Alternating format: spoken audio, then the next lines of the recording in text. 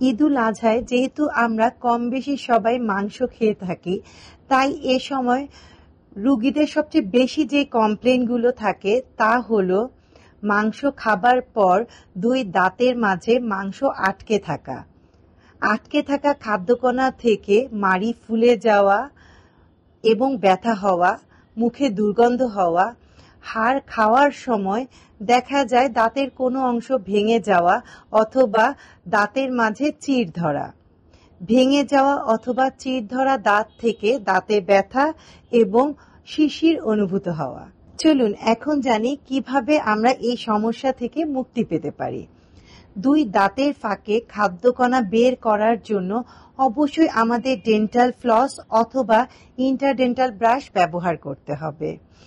Flossing করার পর হালকা লবণ গরম পানি দিয়ে কুলকুচি করতে হবে অথবা একজন ডেন্টাল সার্জনের পরামর্শ অনুযায়ী মাউথওয়াশ ব্যবহার করতে পারেন। যদি কোনো দাঁত ভেঙে যেয়ে থাকে তাহলে অবশ্যই দেরি না করে একজন ডেন্টাল সার্জনের পরামর্শ অনুযায়ী ট্রিটমেন্ট করাতে হবে। সবশেষে সবার উদ্দেশ্যে বলতে চাই, আপনারা অতিরিক্ত শক্ত হাড় চাবানো থেকে বিরত থাকবেন। এতে আপনাদের ক্যাপ, দাঁত এবং ফিলিং ক্ষতিগ্রস্ত হওয়ার সম্ভাবনা অনেকটাই কমে যাবে।